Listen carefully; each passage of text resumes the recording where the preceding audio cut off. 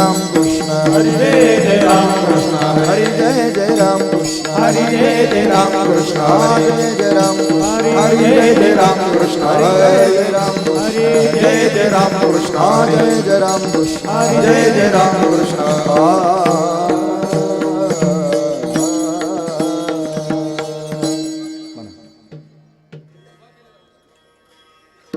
रूप पाहता लोचनी सुख झाले बो साजनी तोहा विठ्ठल बरवा तोहा माधव बरवा तोहा माधव बरवा तोहा माधव बरवा रूप पाहता लोचनी सुख झाले हो साजनी तोहा विठ्ठल बरवा तोहा माधव बरवा तोहा विठ्ठल बरवा तोहा माधव बरवा बहुत सुकृताची जोडी म्हणून विठ्ठली आवडी तोहा विठ्ठल बरवा तोहा माधव बरवा तोहा माधव बरवा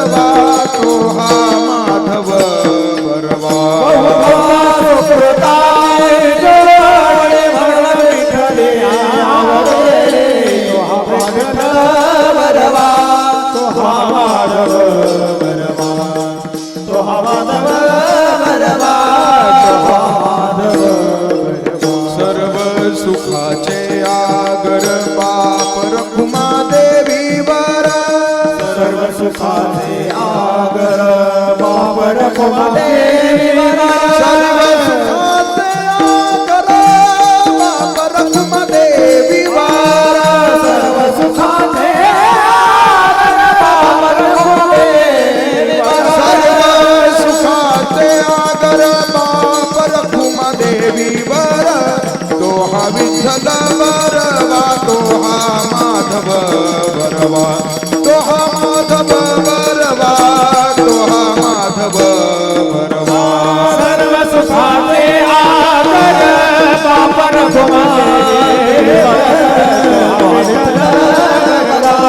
तोहा माधव बरवा तोहा माधव बरवा तोहा माधव बरवा जय राम कृष्ण हरे जय राम कृष्ण हरे जय राम कृष्ण जय राम जय राम कृष्ण जय राम कृष्ण हरे जय राम कृष्ण जय राम कृष्ण जय राम कृष्ण हरे जय राम कृष्ण राम कृष्ण हरि जय राम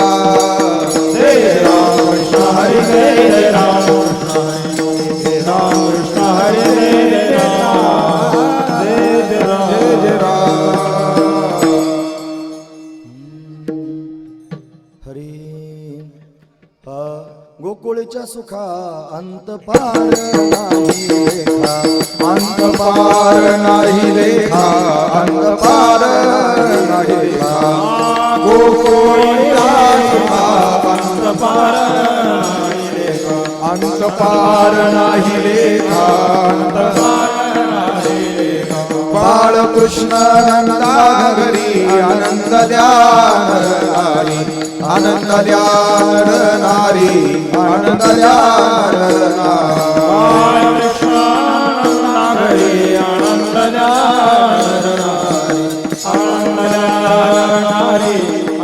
आनंद गुडिया तोरणे करती कथा गाती गाणे करती कथा गाती गाणे करती कथा गाती गाणे गुडिया तोरणे करती कथा गाती गाणे करती कथा गाती गाणे करती कथा गाती गाणे बाळकृष्ण घरी आनंद द्या नर नारी आनंद द्या नर नारी आनंद द्या नर नारी बाळकृष्ण घरी आनंद द्या नर नारी आनंद द्या नर नारी आनंद द्या तुका म्हणे छंदे म्हणे छंदे तुका म्हणे छंद येणे वेधिले गोविंद येणे वेधिले गोविंद येणे वेधिले गोविंद तुका म्हणे छंद येणे वेधिले गोविंद येणे वेधिले गोविंद येणे वेधिले गोविंद बाळकृष्णानंदा बाळकृष्णानंदा कृष्णानंदा बाळकृष्णानंदा घरी आनंद द्या नरनारी आनंद द्या नरनारी आनंद द्या नरनारी कृष्णानंदा आनंद द्या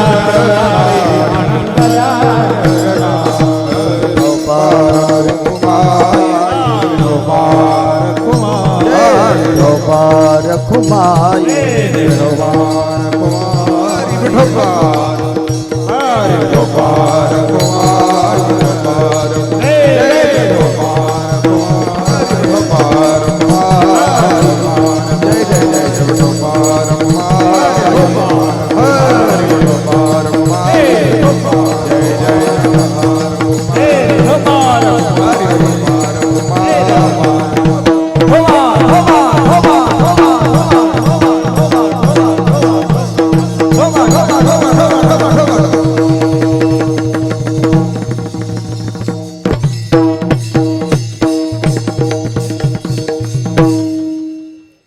गोकुळीचा सुखा गोकुळीचा सुखा गोकुळीचा सुखा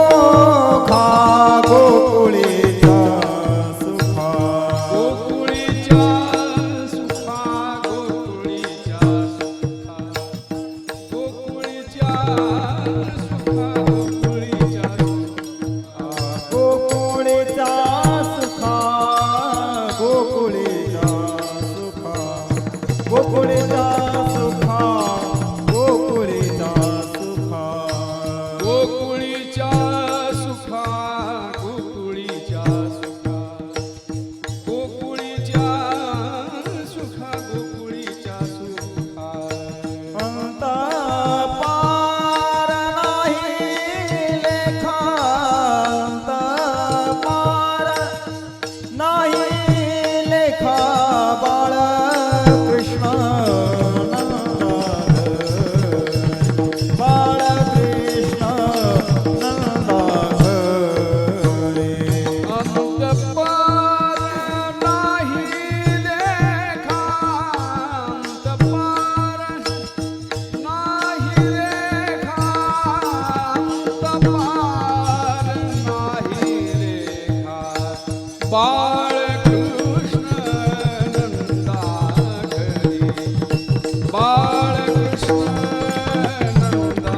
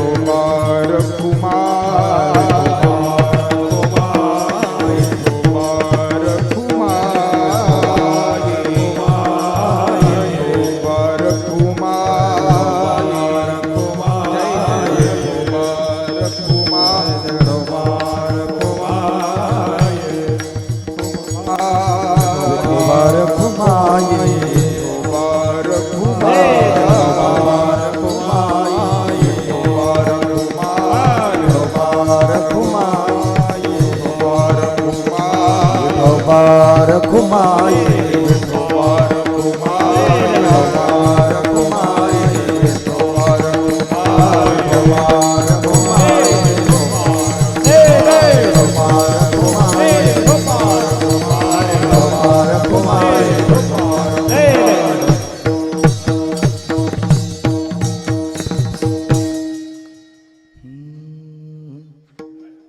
हरी हरी हा गोकुळच्या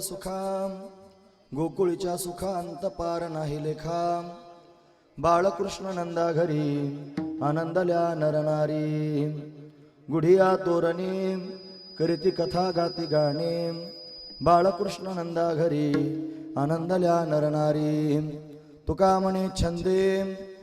म्हणे छंदे येणे वेधिले गोविंदे बाळकृष्ण नंदा घरी आनंदल्या नरनारी विठोबा रखुमाई विठोबा रखुमाई विठोबा रखुमाई विठोबा रखुमाई विठोबा रखुमाई विठोबा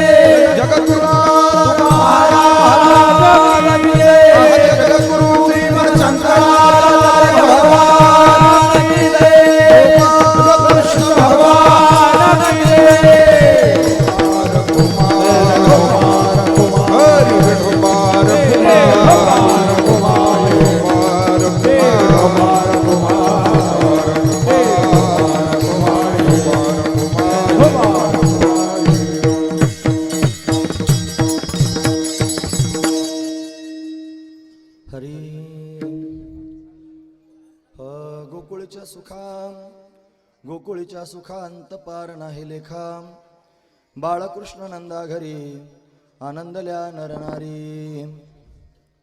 प्रस्तुत प्रसंगी कीर्तनरूपी सेवेकरिता निवडलेला अभंग जगद्गुरु जगतवंदनीय सर्वांच्या अंतकरणाचा अधिष्ठान असणारे माऊली तुकोबाराय यांचा 4 चरणांचा आणि भगवान श्रीकृष्ण परमात्मा बालरूपामध्ये गोकुळामध्ये प्रत्यक्ष प्रगट झाला आणि परमात्म्याच्या प्राकट्यानं गोकुळवासी लोकांना झालेलं जे सुख आहे त्या सुखाचं वर्णन करून सांगणार अशा पद्धतीचा हा अभंग आहे. या अभंगामध्ये माऊली तुकोबाराय आपल्याला काय प्रतिपादन करून सांगतात तत्पूर्वी आपण एकदा संतांना नमन करूया. श्री संतांची ये माता चरणावरी साष्टांग हे करी दंडवत साष्टांग हे करी दंडवत. श्री संतांची ये माता चरणावरी साष्टांग हे करी दंडवत साष्टांग हे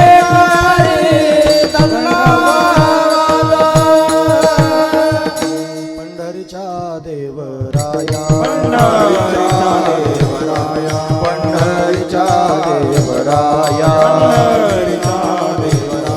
दंडवत दंडवत तुझे पाया दंडवत तुझे पाया दंडवत तुझे पाया दंडवत तुझे पाया दंडवत तुझे पाया हे पंढरीचा देवराया दंडवत तुझे पाया दंडवत तुझे पाया दंडवत तुझे पाया पंढरीचा देवराया दंडवत तुझे पाया दंडवत तुझे पाया दंडवत तुझे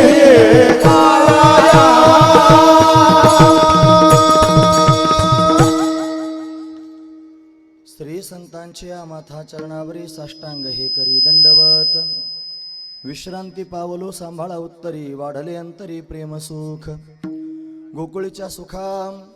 गोकुळीच्या सुखा अंतपार नाही लेखा बाळकृष्ण नंदा घरी आनंदल्या नरनारी प्रस्तुत आपल्या या श्री क्षेत्र जांभळी गावामध्ये श्रीमद भागवत कथेच्या सांगती प्रत्यर्थ असणारी ही भगवंताची कीर्तनरूपी सेवा ही अकारण करुणा वरुणालय भक्तकाम कल्पद्रुम भगवान पांडुरंग परमात्म्याच्या अथांग करुणेनं त्याच्या दयेनं आणि या सर्व संयोजक मंडळींच्या माध्यमातून समस्त ग्रामस्थांच्या माध्यमातून आमच्या वाटेला आलेली आहे. सेवेकरिता निवडलेला अभंग जगद्गुरु तुकोबरा यांचा आहे. तुकोबरा या अभंगाच्या माध्यमातून गोकुळवासी लोकांचं विलक्षण असणारं सुख वर्णन करून सांगतायत. काय सांगतात महाराज?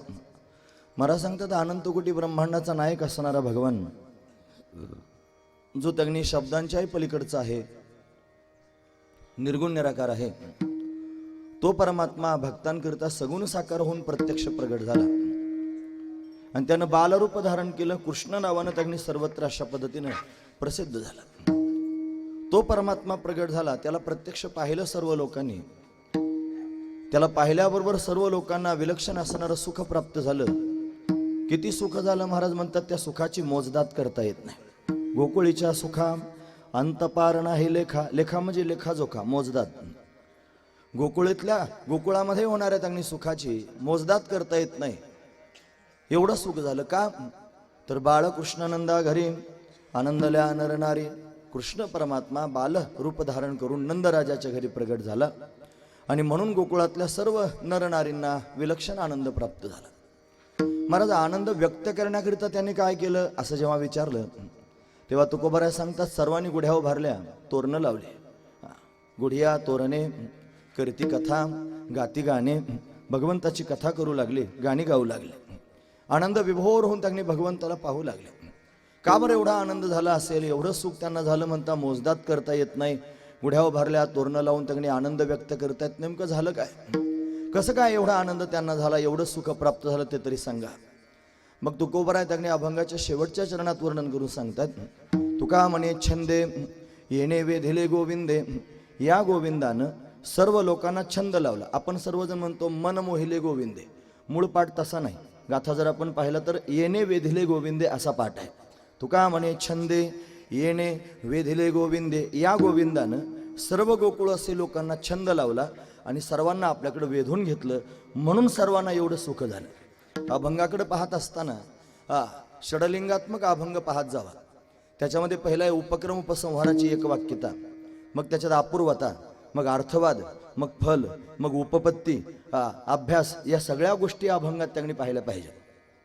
अभंगाचा उपक्रम करताना तुकोबरा म्हणतात गोकुळीच्या सुखा आणि उपसंहार करत असताना म्हणतात येणे वेधिले गोविंदे.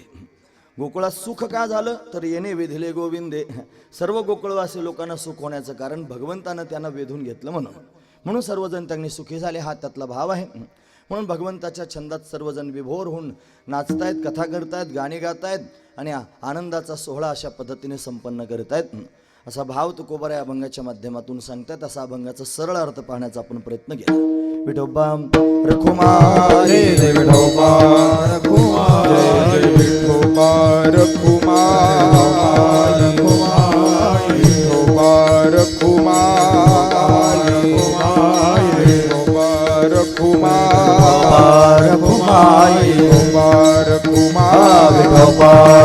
कुमाये विठो पार कुमाये विठो पार कुमाये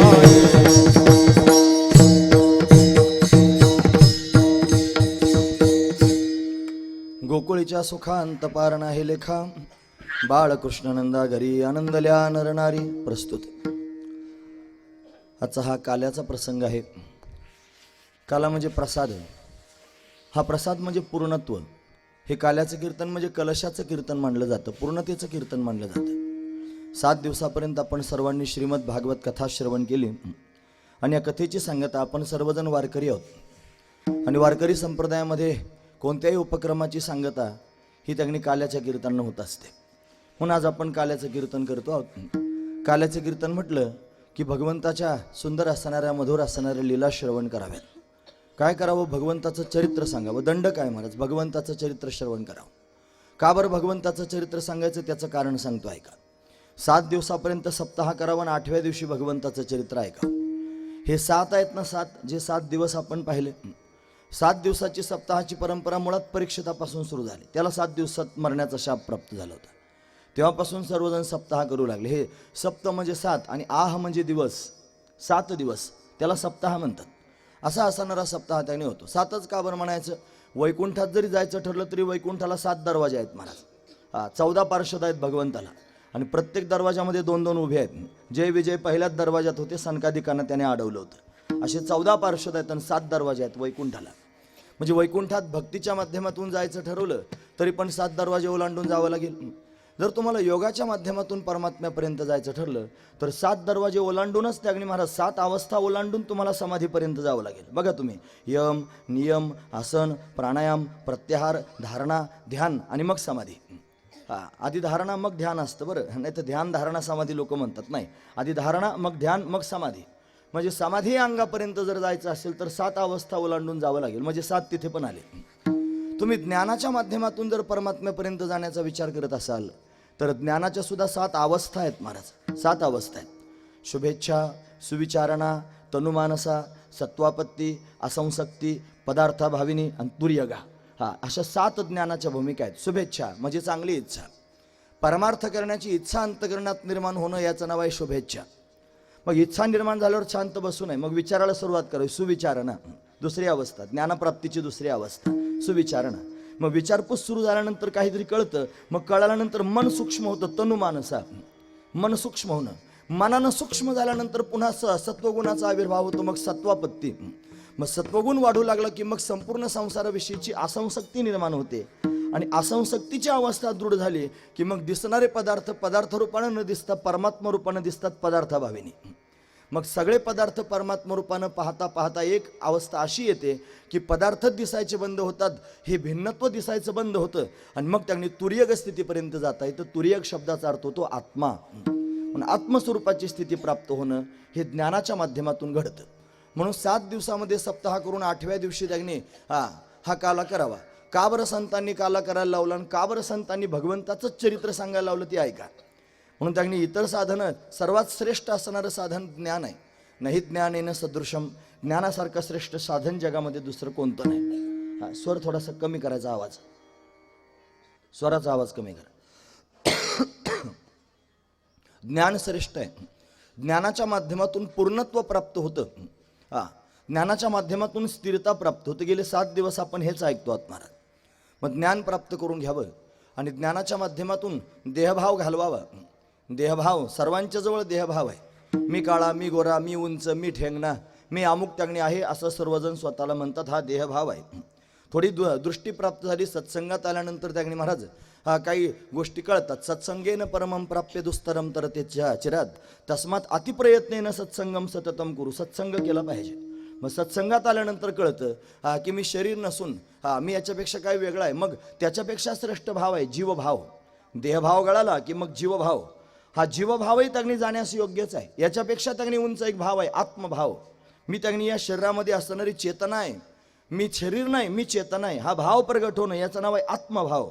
आणि फक्त आत्मा असं ज्ञान होऊन चालणार नाही, मी आत्मा आहे असं ज्ञान होऊन चालणार नाही. मग दृढ ज्ञान व्हावं लागेल आणि अद्वैत बोध प्राप्त व्हावा लागेल. हा अद्वैत बोध म्हणजे काय? गुरुजी वर्णन करून सांगायचे. गुरुजी म्हणजे वैकुंठवासी रंगनाथ महाराज परभणीकर. ते सांगायचे की ज्ञान म्हणजे काय, ज्ञान व्हावं म्हणजे नेमकं काय व्हावं, असं कळावं की मी आत्मा आहे आणि आत्माच ब्रह्मरूप आहे, मी आत्मा ब्रह्मरूप आहे असा अद्वैत बोध प्राप्त होणं याचं नाव आहे ज्ञान. म्हणजे त्यांनी त्याच्यापेक्षा श्रेष्ठ जर भाव कोणता असेल तर ब्रह्मभाव. या ब्रह्मभावावर सर्वजण त्यांनी महाराज आरूढ आहेत. महापुरुष त्यांनी त्या स्थितीवर गेलेले आहेत. पण ब्रह्मभाव प्राप्त करून घेणं, पण ब्रह्मभावावरही त्यांनी स्थिर राहावंसं वाटलं नाही.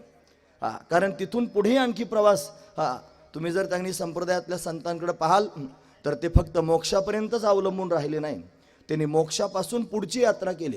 कारण त्याच्यापेक्षाही श्रेष्ठ मोक्ष सुख आहे महाराज.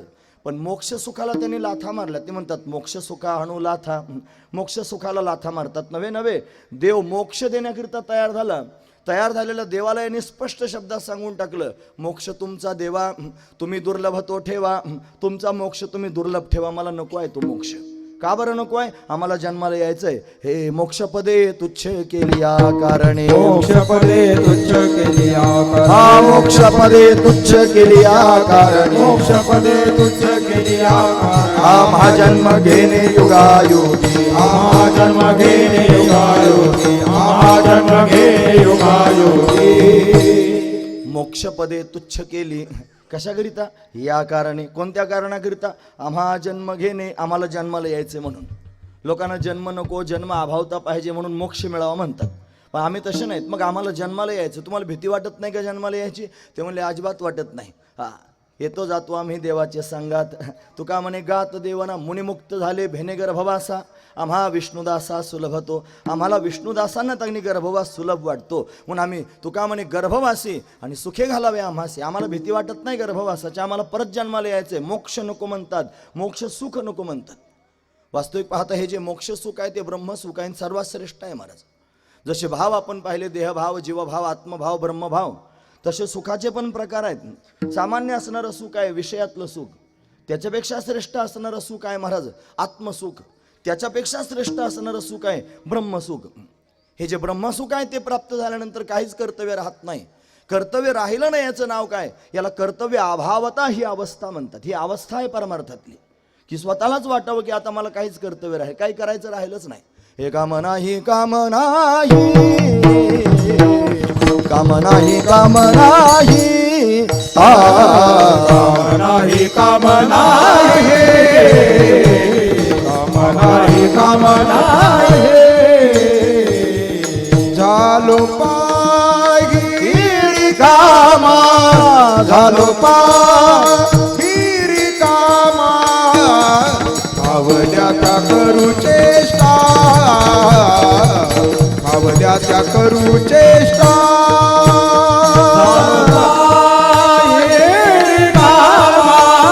झालो पाहिरी कामा, भावल्या त्या करू चेष्टा,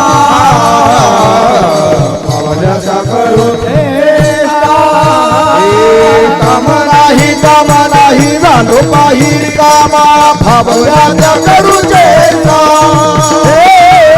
निश्चळ द्रष्टा बैसोनी, काम नाही, काम नाही, झालो पाहिरी कामा, भावल्या त्या करू चेष्टा. निश्चळ बैसोनी, काम नाही, काम नाही, झालो पाहिरी कामा, फावल्या त्या करू चेष्टा. निश्चळ द्रष्टा बैसोनिया, महाराज वर्णन करून सांगतात. काम नाही, काही कामच शिल्लक राहिलं नाही म्हणून त्यांनी फावल्या त्या करू चेष्टा. निश्चळ द्रष्टा द्रष्टा अवस्थेत जाऊन त्यांनी ज्या सुचतील त्या चेष्टा म्हणजे क्रिया आम्ही करतो आहोत, हा त्यातला भाव आहे महाराज. म्हणून त्यांनी ही दिव्य स्थिती 7 दिवसांमध्ये आपण सप्ताह करतो, म्हणजे ब्रह्मभाव त्यांनी प्राप्त करून घेतो, म्हणजे त्यांनी ब्रह्मसुख आपण प्राप्त करून घेतो. पण त्याच्यापेक्षा श्रेष्ठ असणारं एक सुख आहे, त्या ब्रह्मसुखाहूनही श्रेष्ठ असणारं सुख जर काय असेल तर त्याला म्हणायचं प्रेमसुख. ते प्रेमसुख असं आहे की जे त्यांनी जीवाला स्वतःला विसरायला कारणीभूत ठरतं. महत्त्वाचा मुद्दा आहे. तुम्ही 7 दिवस ऐकलत पण फक्त उजाळा म्हणून सांगतोय, लक्षात ठेवण्याकरिता सांगतोय. कारण प्रेमानं त्यांनी विसर पडत असतो महाराज. सगळ्या लोकांच्या दुःखाला कारणीभूत जर कोण असेल तर हे जगत आहे. दिसणारं जे जगत आहे दुःखाला कारण आहे. मोक्षाची व्याख्या करतानाच व्याख्या केली की कारण सह वर्तमान जगताची निवृत्ती आणि ब्रह्मस्वरूपाची प्राप्ती याचं नाव आहे मोक्ष. जगताची निवृत्तीच का करायची? अहो हे जगत जोपर्यंत दिसतं तोपर्यंत दुःख आहे, जोपर्यंत जगताची प्रतीती आहे तोपर्यंत दुःख आहे. म्हणून जोपर्यंत त्यागणी महाराज हे जगत हेलकावे देतात तोपर्यंत त्यागणी सुखदुःख आपल्याला भोगावंच लागणार आहे. मग काय करावं लागेल?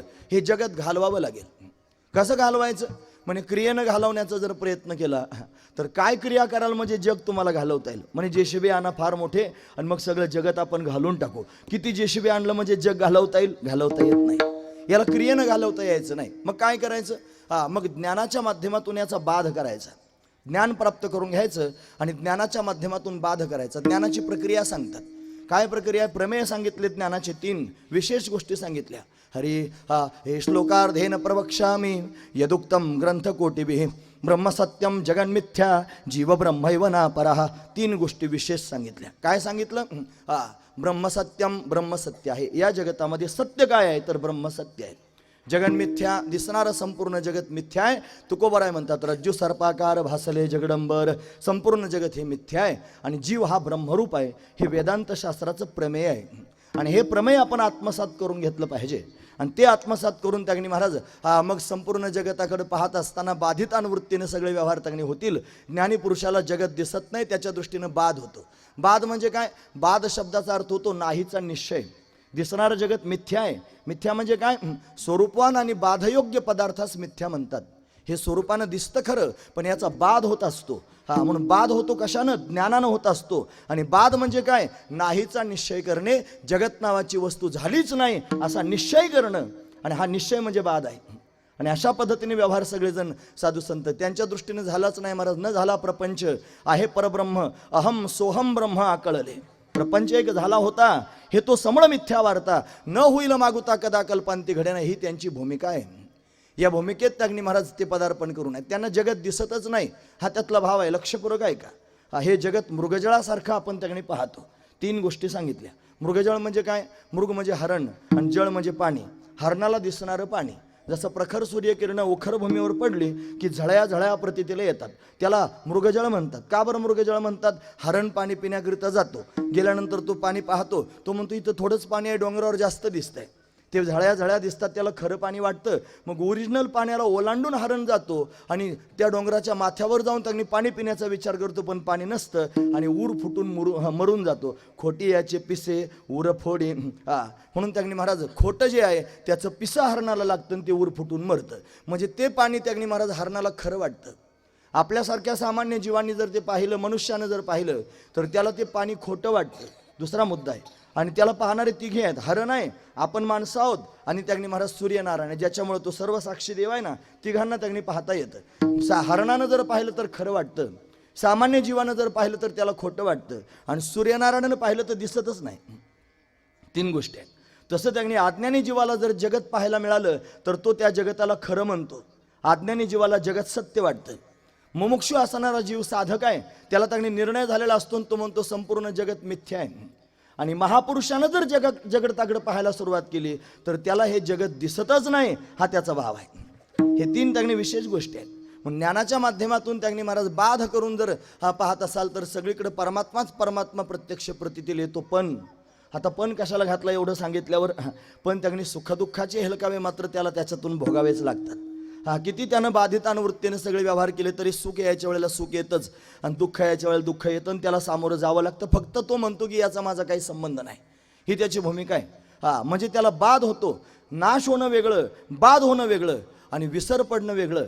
या जगताचा नाश होण्यापेक्षा श्रेष्ठ आहे बाध करणं, आणि बाध होण्यापेक्षाही श्रेष्ठ गोष्ट जर काय असेल तर त्याचा विसर पडणं. या जगताचा विसर जर पडायचा असेल तर काय केलं पाहिजे? कालपर्यंत झालेली साधना ज्ञानाची 7 दिवस त्यांनी झाले, त्या ज्ञानाच्या माध्यमातून जगताचा बाध करता आला. पण आज 8वा दिवस आहे, आज काल्याचं कीर्तन आहे, त्याच्यात भगवंताचं चरित्र श्रवण करायचं आहे. या माध्यमातून काय होईल? जो भगवंताचं चरित्र श्रवण करील त्याला स्वतःचा विसर पडेल. आपला तर पडेलच पडेल, जगताचा पण पडेल.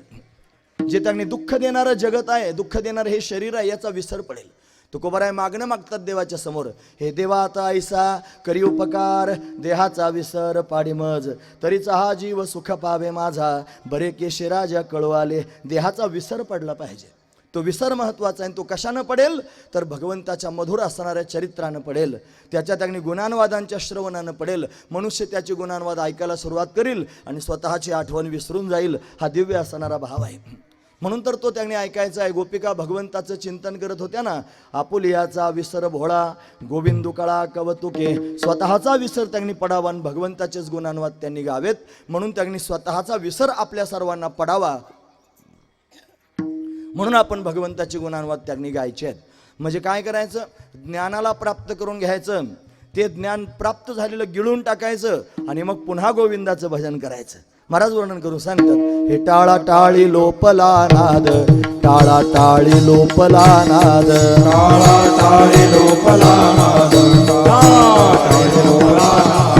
अंगो अंगी मुराला छंद, अंगो अंगी मुराला छंद, अंगो अंगी मुराला छंद, अंगो अंगी मुराला छंद. भोग भोगिताची अटला भेद, भोग भोगिताची अटला भेद, भोग भोगिताची अटला भेद, भोग भोगिताची अटला भेद. ज्ञान गिळोनी गावा गोविंदू गाम,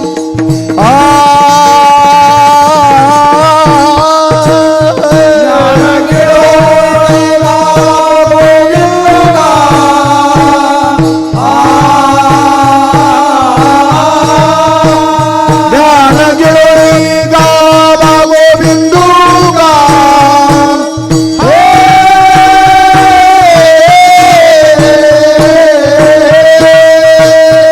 ज्ञान गिळोनी गावा गोविंदू गाम.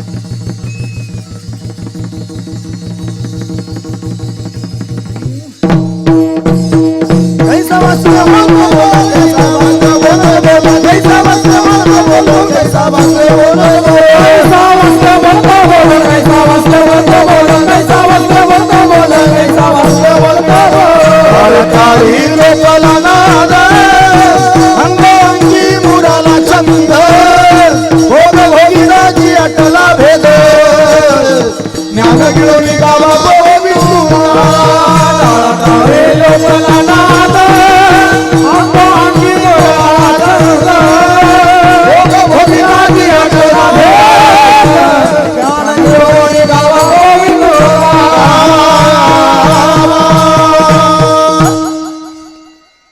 वा.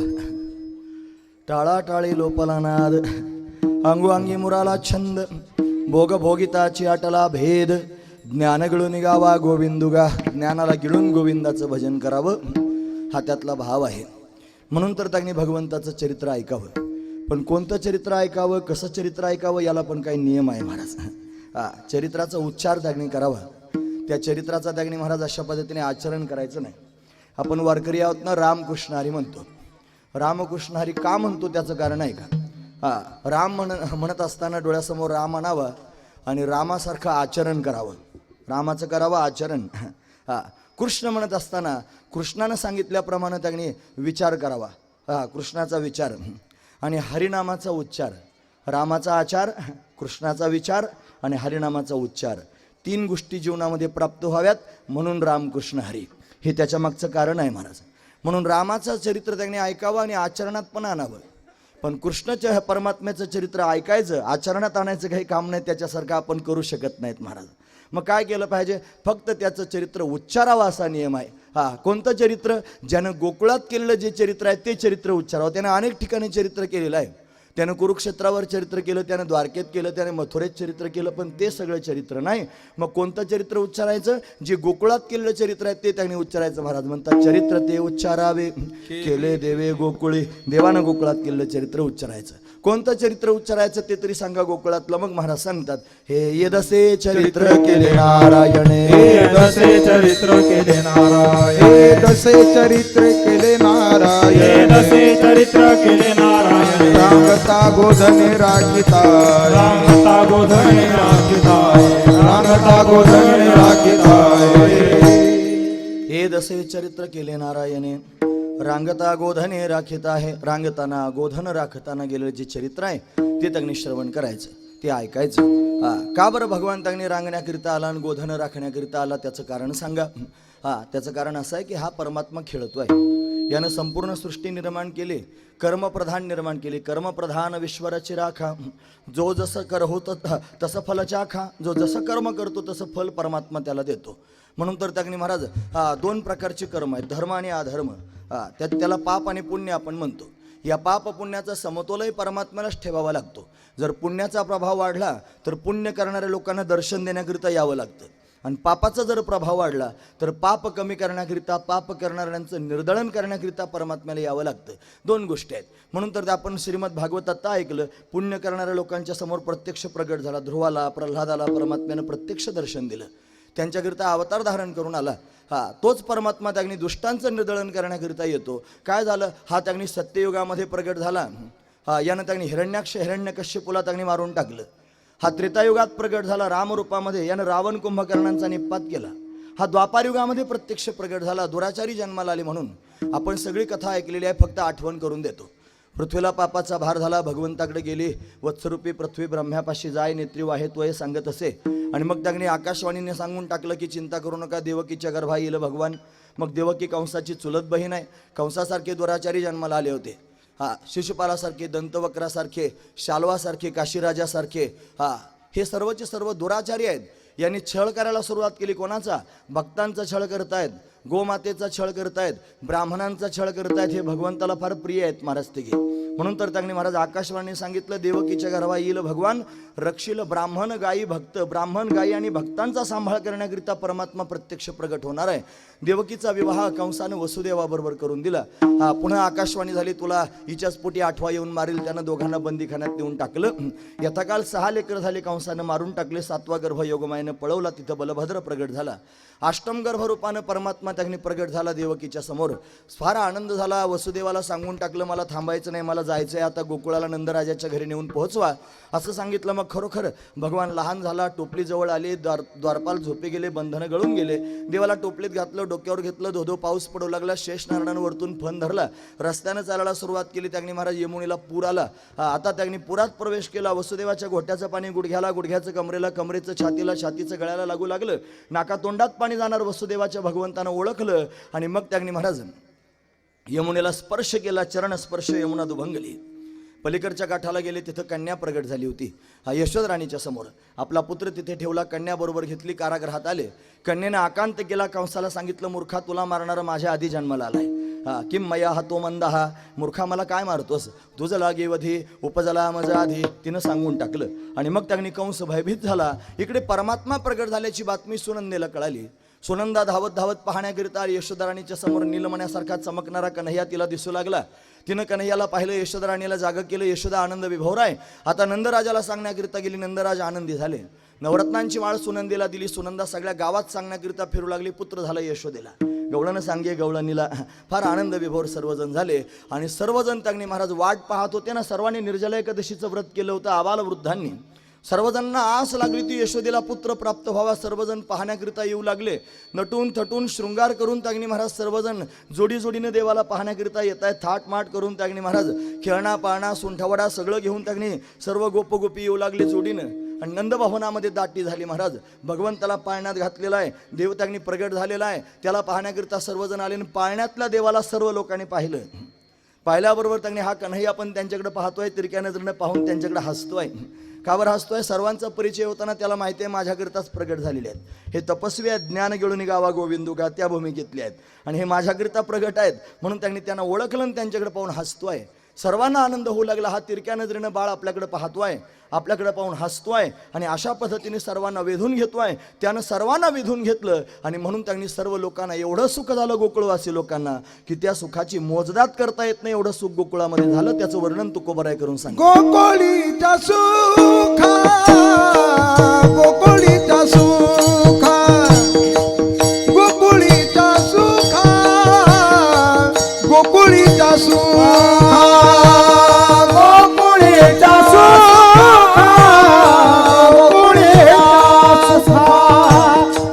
गोकुळीचा सुखा,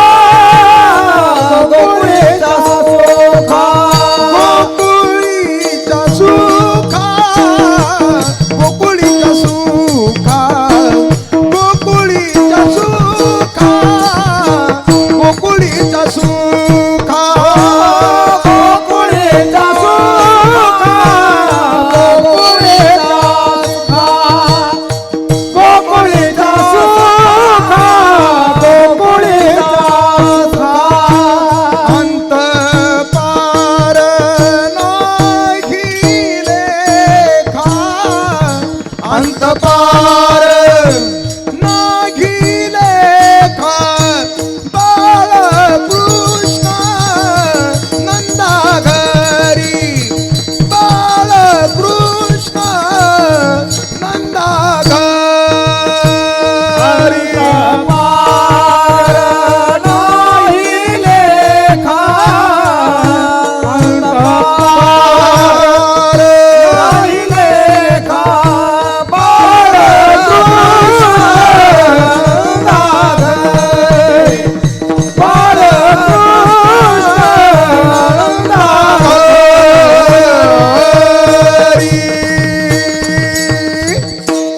गोकुळीच्या सुखा अंतपार नाही लेखा. गोकुळात एवढं सुख झालं की त्या सुखाला अंतपार राहिला नाही, त्याचा लेखाजोखा करता येत नाही. एवढे सुखी झाले सर्व लोक.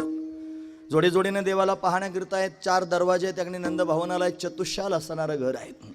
एका दरवाजात बाहेर जाणाऱ्या लोकांकरिता अन्न दिलं जात होतं, दुसऱ्या दरवाजामध्ये त्यांनी धन दिलं जात होतं, तिसऱ्या दरवाजात वस्त्र दिलं जात होते, चौथ्या दरवाजात पात्र दिलं जात होते भेट म्हणून. सगळे लोक त्यागणी महाराज या भेट सामुग्री घेऊन जात होते. रस्त्याने चालायला लागलं, एकाला अन्न भेटलं होतं, दुसऱ्याच्या हातात वस्त्र होतं. तो म्हणला, हे वस्त्र कुठून आणलंस? मला ते पूर्व दरवाजाला वाटतंय, तुला माहित नाही का? परत मागे फिरला. मग परत पूर्व दरवाजाला त्यांनी गेला. अशी धांदल उडाली सर्व लोकांची. सर्व लोक त्यांनी महाराज भेटवस्तू घेऊन येत आहेत आणि सर्व लोक भेटवस्तू घेऊन जात आहेत. असा त्यांनी दिव्य सोहळा गोकुळामध्ये सुरू झाला. याला नंदोत्सव म्हणतात. सर्वजण त्यांनी आनंद विभोर आहेत पाहण्याकरिता आले. जोडी जोडीने येत होते ना महाराज. एक जोडी आली देवाला पाहण्याकरिता. बरं, ती त्यांनी थोडीशी डाळ भाताची होती, माहिती आहे तुम्हाला. म्हणजे नवरदेव थोडासा, म्हणजे तो गोपाळ थोडा उंच होता आणि गोपी जरा थोडीशी बुट्टी होती, अशी बारीक होती. आता थोडंसं 1-2-3 फुटाचं अंतर असेल. मग आता द्वापार युगातलं सांगायचं म्हणल्यावर उंची जास्त सांगितली पाहिजे ना महाराज. गोपाळ उंच होता आणि त्यांनी गोपिका छोटीशी होती. आले त्यांनी, पाळणा जरा उंच होता. देवाला पाहण्याकरिता सर्वजण येऊ लागले. देवाला सर्वांनी पाहिलं. या गोपाळानं पण पाहिलं महाराज. त्या पाळण्यामध्ये डोकावून देव दिसला. फार समाधान वाटलं. गोपीची उंची जरा कमी होती ना, तिला पाळण्यातला देव दिसेच ना महाराज. काही केलं आता काय करावं? तिनं टाचावर करून पाहिलं, दिसेना. तिनं उड्या मारून पाहिलं तरी पण दिसेना. देव पाहायचा. सर्वांच्या चेहऱ्यावरचं समाधान तिला दिसू लागलं. एवढे लोक समाधानी आहेत आणि मलाच देव पाहायला भेटत नाही. आता मी काय करू? कशा पद्धतीने पाहता येईल? तिचा नवरा आपला देवाला पाहून एका कोपऱ्यात जाऊन उभा राहिला. त्याला वाटलं बाकीच्या लोकांना पाहू द्यावं. तो आपला एका कोपऱ्यात उभा आहे. हिनं विचार केला, आता मी काय करू? इकडे इकडे पाहू लागली आणि तिचा नवरा दिसला. तिला युक्ती सुचली महाराज. घागे ना, इकडे इकडे या, इकडे या म्हणलं की तो आला. घाबरल नाही एखादं, असू द्या. इकडे या म्हणलं की तो आला. आल्यानंतर काय काम आहे? खाली बसा. खाली बसा म्हणलं की बसला. तुम्ही ऐकतात ना सर्वजण? हे तेव्हापासून आहे, द्वापारयुगापासून. इकडे म्हणलं की आले, बस म्हणलं की बसले. बसला महाराज.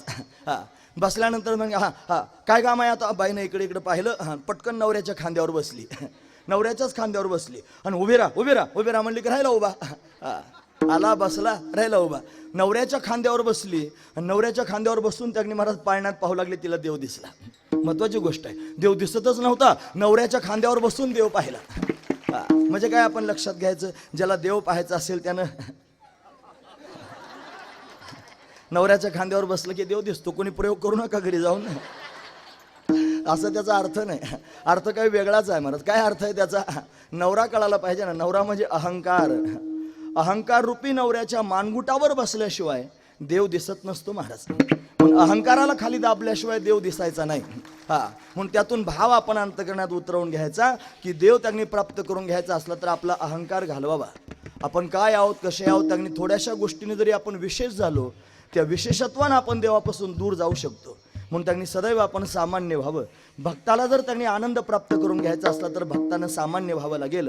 आणि देवाला आनंद द्यायचा असेल तर सामान्य असणाऱ्या देवानं विशेष व्हावं लागेल. तो कन्हैया विशेष रूपानं प्रगट झाला, भक्त सामान्य झाले, म्हणून तर आनंदाचा पूर वाहू लागला महाराज. मी जर स्वतःला बुवा म्हणेल, बाबा म्हणेल, विद्वान पंडित शास्त्री म्हणेल तर मी भगवंताच्या प्रेमापासून वंचित राहीन. मी जर स्वतःला भगवंताचा दास म्हणून जीवन जगेन तर भगवान मला भरभरून प्रेम देण्याकरिता प्रगट होईन, हे मला कळालं पाहिजे. नाहीतर कंबर बांधल्यानंतर फार अभिमान होत असतो महाराज. आणि हा अभिमान मातीत घालण्याकरिता तर कंबर बांधायचं, पण कंबर बांधल्यावर होतो ही खंत आहे संप्रदायाची. हा विशेष त्यागनी मुद्दा तुमच्या समोर सांगतो. फार आनंद त्यागनी झाला गोकुळवासी लोकांना, आनंदानं विभोर झाले. काय केलं माहिती आहे त्यांनी? आनंद व्यक्त करण्याकरिता त्यांनी सगळ्या गावात त्यांनी गुढ्या उभारल्या, सर्वत्र त्यांनी महाराज तोरणं त्यांनी लावलेली आहेत. का? परमात्मा त्यांनी प्रत्यक्ष प्रगट झाला, तो बालरूपात प्रगट झाला. बालकृष्णानंदा घरी काय एवढा आनंद झाला तर परमात्मा बालरूप धारण करून आला आणि नंदराजाच्या घरी आला आणि कृष्ण रूप त्यांनी धारण करून नंदराजाच्या घरी सर्वांना दर्शन देऊ लागला. म्हणून सर्व आनंदी आहेत, गुढ्या उभारलेल्या आहेत, तोरणं त्यांनी लावलेली आहेत, कथा करू लागले आणि गाणी गाऊ लागले. तुकोबराय वर्णन करून सांगतात, गुढी या तोरणे करती कथा गाती गाणे. आपण गुढीचं त्यांनी कथेमध्येच ऐकलेलं आहे. गुढी म्हणजे काय आपल्याला त्यांनी सगळा उलगडा करून सांगितला. आज वेळ कमी आहे ना, म्हणून त्यांनी सगळी गुढी मी तुमच्या समोर सांगणार नाही. पण गुढी आपला धर्म आहे, आपण सांभाळला पाहिजे आणि सगळ्यांनी गुढ्या उभारल्या पाहिजेत. 700 वर्षापूर्वीची गोष्ट मी तुमच्या समोर सांगितली. ज्ञानोबारायांनी 2 ओव्या लिहिल्या. अधोर्ध गुढे काढी प्राण नवाची पेंढी, बांधो निघाली उडी मध्यमे माझी, संकल्प विकल्पाचे लुगडे फेडून मन उघडे. अशी त्यांनी 2 ओव्या आहेत महाराज. म्हणजे त्यांनी 18व्या अध्यायातल्या मला वाटतं 939 क्रमांकाची त्यांनी ओवी, 39 आणि 40 क्रमांकाच्या 2 ओव्या आहेत. जर पाहायच्या असतील तर तुम्ही पाहू शकता. 700 वर्षापूर्वी ज्ञानोबारायांनी ही गुढी सांगितली, आता जी आपण पाहत होती. आणि लोक त्याचा संबंध संभाजीराजांच्या चरित्राशी लावतात. चुकूनही लावू नका. तो जर लावत असाल तुम्ही तर तुमचा कोणीतरी बुद्धिभेद करतोय, कोणीतरी षडयंत्र करून तुम्हाला बळजबरीनं त्यांनी त्या मुद्द्यावर आणण्याचा प्रयत्न करतोय. कोणाचं ऐकू नका, ज्ञानोबरायांचं ऐका. आपण वारकरी आहोत आणि आपल्याला ज्ञानोबराय आणि तुकोबराय प्रमाणात दुसरं कोणी प्रमाण धरू नका महाराज. कशाला शेंबड्या मेंबड्यांचं ऐकून आपल्या बुद्धीला खराब करून घेता, महत्वाची गोष्ट आहे. म्हणून त्यांनी त्यांचं ऐका, बाकीच्या कोणाचं ऐकू नका. गुढ्या उभारल्या, तोरणं त्यांनी लावली, कथा करू लागली, गाणी गाऊ लागली. काय हे सर्व झालं असेल? हा कन्हैया त्यांनी महाराज सर्वांना वेधून घेतोय. काय करतो त्यांनी महाराज? वेधून घेतो म्हणजे सर्वांना छंद लावण्याकरिता वेधतोय. अभंगाचं शेवटचं चरण. तुका म्हणे छंदे, तुका म्हणे छंदे, तुका म्हणे छंदे, तुका म्हणे छंदे, तुका म्हणे छंदे, तुका म्हणे छंदे, तुका म्हणे छंदे, तुका म्हणे छंदे.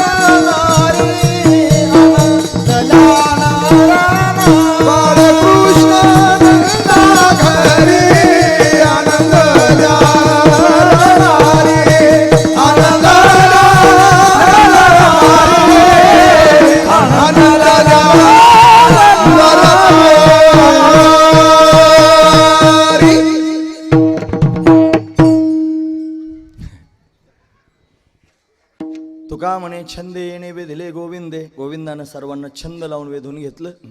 छंद लावण्याकरिता काय करतोय? आता तो अनेक प्रकारच्या लीला करतोय. याला पाळण्यात घातलेला आहे. तिकडे कंसाला बातमी कळालेली आहे.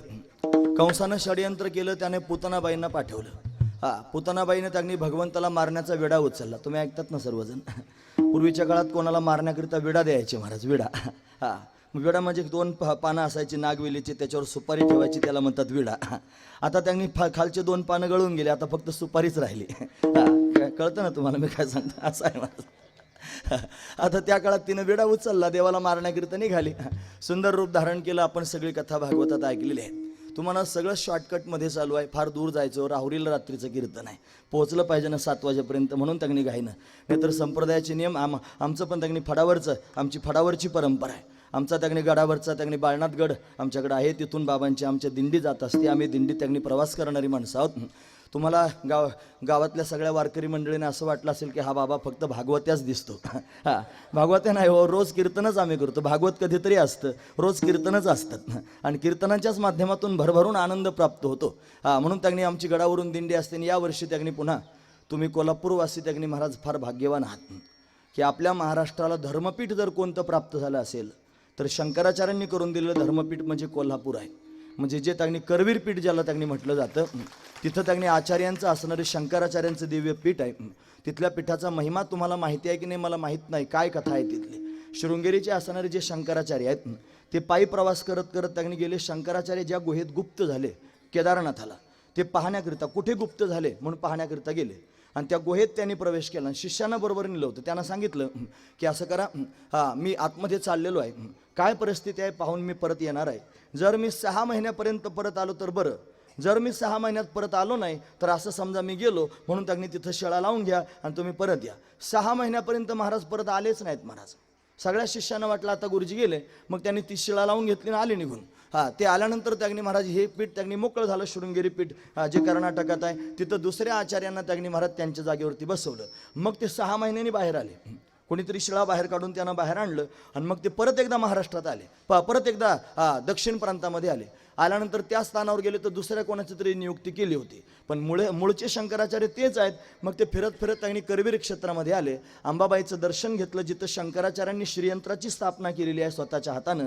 तिथं त्यांनी महाराज थांबले आणि कर्मधर्म संयोगानं त्यांचं शरीर तिथं शांत झालं, कोल्हापुरात शांत झालं. मग जिथं त्यांचं शरीर शांत झालं तिथं मठ तयार झाला आणि तिथं शंकराचार्यांचं पीठ म्हणून त्यांनी गणलं गेलं. शाहू महाराजांनी नंतर त्यांनी महाराज तिथं पुढची परंपरा त्यांनी अशा पद्धतीने सुरू केली. म्हणजे त्यांनी महाराज हे आपल्या महाराष्ट्रीयन लोकांना जर धर्म विचारायचा असेल कुठं जाऊन तर तो कोल्हापुरात येऊन विचारावा, हा महत्त्वाचा भाव आहे. म्हणून तुम्ही सगळेजण भाग्यवान आहात. म्हणून शंकराचार्य अतिशय महत्त्वाचे आहेत, जे त्यांनी महाराज सनातन धर्म परंपरा जी शंकराचार्यांची आहे. माऊली ज्ञानोबरायांनी वारकरी संप्रदायाची पायाभरणी केली आणि ती करत असताना ज्ञानोबरायांचे शब्द आहेत, तैसा व्यासांचा मागोवा घेतो, भाष्यकारा ते वाट पुसतो, अयोग्य हे मी न पवतो के तुझाय. म्हणून त्यांनी तैसा व्यासांचा मागोवा घेतो, मी व्यासांचा मागोवा घेतोय आणि भाष्यकारा ते वाट पुसतो. हे भाष्यकार कोण असतील तर भगवान शंकराचार्य आहेत. म्हणून शंकराचार्यांना मी रस्ता विचारतोय. माऊली ज्ञानोबरांनी वारकरी संप्रदायाची पायाभरणी करत असताना रस्ता कोणाला विचारला असेल तर शंकराचार्यांना विचारला, हा एक भाव आहे. दुसरा मुद्दा सांगतो. आपल्या सगळ्यांना प्रिय असणारे श्री संत शांतीब्रह्म श्री संत एकनाथ महाराज, ज्यांनी नाथ भागवत त्यांनी लिहिलं, खांब दिला भागवत असे असणारे नाथ महाराज, त्यांनी लिहिलं, आता वंदू आचार्य शंकरो, जो का ग्रंथार्थ विवेक चतुरो, शांदोनी कर्मठतेचा विचारो, प्रबोध दिन करो प्रगटला. म्हणून त्यांनी महाराज ही नाथांनी केलेली स्तुती आहे शंकराचार्यांची. त्याच्या पुढची गोष्ट सांगतो. पायातली गोष्ट सांगितली, मध्यस्थानातली सांगितली, आता कलशातली सांगतो. तुकोबराय त्यांनी म्हणतात ना, तुका करे प्रणिपात दंडवताचार्या. मग जगद्गुरु तुकोबरायांनी शंकराचार्यांच्या समोर दंडवत प्रणाम केला. हा शंकराचार्यांचा महिमा आहे. म्हणून आपल्या वारकरी संप्रदायाला शंकराचार्य मान्य आहेत. वारकरी संप्रदायाची सगळी परंपरा शंकराचार्यांच्याच नुसार त्यांनी पुढे चालत आहे, हे आपण लक्षात घेतलं पाहिजे. असा विचार आम्ही सर्वांनी त्यांनी करून आमच्या गुरुजींच्या माध्यमातून सगळ्यांच्या प्रेरणेने यावर्षी आळंदीहून पंढरपूरला त्यांनी अशा पद्धतीने दिंडी सोहळा आला आणि रथ घेऊन त्यांनी शंकराचार्यांच्या पादुका त्यांनी आळंदीवरून पायी आम्ही त्यांनी पंढरपुरापर्यंत आणल्या. मागच्या वर्षीपासून त्यांनी तो उपक्रम सुरू झालेला आहे. याही वर्षी रथ घेऊन त्यांनी शंकराचार्यांच्या पादुका घेऊन आळंदीवरून पंढरपूरला यायचं आहे. म्हणून त्यांनी महाराज ही आमची सुद्धा परंपरा वारकऱ्यांचीच आहे आणि वारकरी पद्धतीनेच कीर्तन करतो आहोत. मध्ये विठोबा रखुमाई आम्ही भजन घेतो आहोत. सर्वांना वाटत असेल विठ्ठल विठ्ठल न म्हणता विठोबा रखुमाई का म्हणतो, तर त्याचं कारण ही पण आमच्या फडावरची पद्धत आहे. सगळ्या उतरणीनं उतरायचं, पुन्हा विठोबा रखुमाई भजनमध्ये घ्यायचं. ही फडावरच्याचं ज्याच्या आता आपल्याकडे सुद्धा आजरेकरांचा त्यांनी फड आहे की नाही, महाराज तिथे आले होते. त्यांची परंपरा तुम्ही सर्वजण चालवतात, भाग्यवान आहात. असे वेगवेगळ्या प्रकारचे फड आहेत आणि ज्याची त्याची परंपरा जो तो चालवतो आहे. म्हणून आम्ही आमच्या फडाच्या पद्धतीने ही परंपरा चालवतो आहोत. विठोबा रखुमाई विठोबा रखुमाई, विठोबा रखुमाई,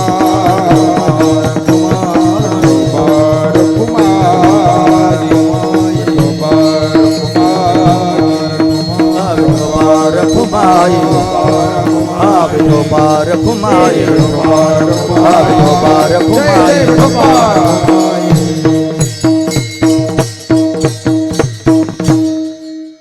घाईघाईनं कीर्तन सांगतोय त्याचं कारण सांगता सांगता दूर जाऊन आलो, परत मुद्द्यावर येतो. का घाई करतोय त्याचं हे कारण आहे महाराज. म्हणून दूर जायचंय म्हणून घाई करतोय. सगळी प्रमाणं त्यांनी म्हणून झाली अभंगातली. तो का म्हणे छंदे येणे वेधिले गोविंदे, यानं त्यांनी वेधून घेण्याकरिता छंद लावला सर्वांना. छंद कसा लावला, काय नेमकं केलं ते सांगतात. पुतनाबाईंनी विडा उचलला मारण्याकरिता आली. भगवंतानं पुतनेचा उद्धार करून टाकला. सगळी कथा तुम्ही लांबलचक ऐकली. पुतना सुंदर रूप धारण करून आली. नामा म्हणे आली नंदाची घरा, स्वरूप सुंदरा देवांगना, देवांगनाच आली जणू काय. आणि मग त्यांनी महाराज तिने यशोदेला मोहित केलं. रस्त्यानं येताना अनेक लेकरं मारली. दीनदुर्बळाची मारित बालके करिता ते शोके मायबाप, मायबाप शोक करतात. दीनदुर्बळांची लेकरं मारली. देवानं विचार केले तोंड पाहायला नको. म्हणून देवाने डोळे झाकून घेतले आणि ती स्तनपान करत होती आहे. तिनं आणलेलं विष देवानं पिऊन घेतलं. मग नंतर तिला प्रेमपाना फुटला. प्रेमपानाही प्राशन केला. नंतर तिचे प्राण भगवान त्यांनी खेचू लागला. मग घाबरली. सामुंच मुंच आलं मी ती प्रभाशिनी. सोड देवा म्हणते. दोनदा म्हणली सोड. हे दोनदा म्हणण्याचं कारण विशेष आहे महाराज. का मुंच म्हणते आहे, देवा मला इहलोकातल्या बंधनातून सोडव आणि परलोकातल्या बंधनातून पण सोडून टाक. कारण ही अविद्या आहे, ती त्यांनी महाराज घालवली पाहिजे. महत्वाचा विचार आहे. ती त्यांनी झाकण्याकरिताच येत असते. आपण सर्वजण अविद्येच्या निद्रेत झोपलेलो आहोत. माऊली म्हणतात तैसा अविद्येची निदा, विश्व स्वप्नाचा हा धांडा, भोगित होता प्रबुद्ध अनादि जो, तो महावाक्याचे नावे, गुरुकृपेचे थावे, माथा हातू ठेविला नव्हे थापटेला जैसा. ही अविद्याच आहे, सर्वांना झाकणारी आहे. म्हणून ती पुतना भगवंतानं उद्धारून टाकली, अविद्या घालवली. आता त्यांनी महाराज महाबळ नावाचा दैत्य आला. तो ब्राह्मणाच्या रूपात आला. ब्राह्मणाला जीवेच मारू नये म्हणून भगवंतानं त्याला सोडून दिलं महाराज. फक्त मार दिला फार जास्त. टंबिला भट दिला पाठीवरी पाट, जानवे तुटले पंचांग फाटले, धोतर गळाले ढोंगणाचे, अशी त्याची अवस्था झाली. नागवाच कंसाच्या समोर पळत गेला. कंसाला सांगू लागला जाऊ नकोस. कंस काय ऐकणाऱ्यांमधला नव्हता. कंसानं अनेक दैत्य पाठवायला सुरुवात केली आणि भगवंतानं अनेक दैत्यांना उद्धारून नेलं. महाराज वर्णन करून सांगतात. एकाग बग रिठा मारले बाळपणी, काग बग रिठा मारले बाळ, काग बग रिठा मारले बाळ, काग बग रिठा मारले बाळ. अवघे दैत्य खाली बुडविले, अवघे दैत्य खाली बुडविले, अवघे दैत्य खाली बुडविले. काग बगरिठा मारले बाळपणी. कागासूर मारला, बगासूर मारला, धेनुकासूर मारला, रिठासूर मारला. सर्व दैत्यांना मारतोय. हा रांगू लागला. रांगता रांगता लीला करतोय. तळवे तळ हात टेकीत डाव्या गुडघ्याने रांगत रांगणे रंगनाथ तोम्या देखील सये. रांगू लागला. रांगणारा कन्हैया तग्नी महाराज रांगत रांगत गोपिकांच्या घरात जाऊ लागला आणि गोपिकांच्या घरात जाऊन लोणी खाऊ लागला. गोपिका गाराणं सांगण्याकरिता येत आहेत. रांगत रंगणी चोरीत लोणी, धावणी धरिती गवळणी, बांधिती चरणी देती गाराणी, यशोदे साजनी, दही दूध भक्षुनी तमाल निळे, नवल केले साजनी, कृष्ण आळवा आळवा, परतुनी मागे लावा, कृष्ण आळवा आळवा. कन्हैया रांगू लागला. गोपिकांनी त्याला पकडावं, त्याच्या पायाला बांधून टाकावं, यशोदेला गारणं सांगण्याकरिता जावं, यशोदेनं धावत यावं. आणि मग त्यांनी महाराज कन्हैयाचा आलाबाला त्यांनी घ्यावी. माझा कान्हा त्यांनी लीला करतोय असं तिला वाटावं. पाळण्यात त्यांनी घालून त्याला झोपवावं. अनेक दैत्य त्यांनी येऊ लागले. पाळण्यातच मारण्याकरिता दैत्य आले महाराज. एक बाई आली डोक्यावर पाटी घेऊन. तिच्याकडे बरंच साहित्य होतं. घ्या सुया पोत फणी असं म्हणत आली. तिच्याकडे रिठे सुद्धा होते महाराज. रिठे घ्या रिठे घ्या रिठे घ्या असं म्हणायला सुरुवात केली. यशोदेने विचारलं काय ग कशाकरिता तुझे रिठे घ्यायचे. म्हणजे तुला माहित नाही का, हा रिठा जर त्यांनी घेतला आणि बाळाच्या गळ्यात जर बांधला तर बाळाला दृष्ट लागत नाही असं त्यांनी म्हटले. म्हणे दे ना मग रिठे 2-4 दे म्हणे चांगले. ते रिठा त्यांनी घेतला, तो दोरीत ओवला आणि त्यांनी गळ्यामध्ये कन्हैयाच्या बांधला. त्या रिठामध्ये एक दैत्य आला होता, त्याचं नाव आहे रिठासूर. भागवतात हे लिहिला नाही. भागवतात फार लिहिला नाहीत महाराज. संतांनी सांगितलेल्या लीला फार जास्त आहेत. ज्या त्यांनी मनाला वेधून घेणारे आहेत. निळोबारायांनी वर्णन करून सांगितलं. निळोबारायांचा गाथा तुम्ही बारकाईनं बघा, फार गोड असणारा गाथा आहे महाराज. निळोबारायांचे 1600 अभंग आहेत. त्या 1600 अभंगांमध्ये भरभरून त्यांनी निळोबारायांनी भगवंताची लीला वर्णन करून सांगितली. बालक्रीडा अतिशय सुंदर आहेत निळोबारायांच्या. त्याच्यात त्यांनी आलेले हे हा आलेला आहे तो त्यांनी गळ्यात बांधला रिठा. आता काय करावं, मामा आलेला आहे, देवाला कळालं. देवानं त्यांनी लहान लेकरांचा स्वभाव असतो, त्यांच्या गळ्यात काही बांधून बघा तोंडात घालतात लगेच. रिठा घेतला आणि देवानं तोंडात घातला आणि तोंडात घालून हिरड्यांच्या खाली दाबला. दाबल्याबरोबर त्यांनी तो गतप्राण झाला महाराज. पाळण्यातून रक्त त्यांनी वाहू लागलं.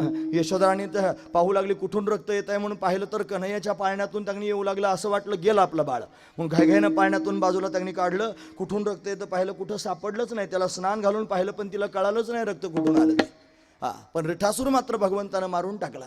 म्हणजे हा रांगतानाच त्यांनी अशा पद्धतीने लीला करतोय आणि दैत्यांना मारतोय. हा रांगत असताना तृणावर्त आला, भगवंतानं तृणावर्ताचा उद्धार करून टाकला. रांगता रांगता कन्हैया उभा राहू लागला. उभा राहता राहता उभा राहू लागला म्हणजे उभा राहू लागला, नाहीतर मग तुम्ही म्हणाल निवडणुकीला उभा राहू लागला, तसं नाही.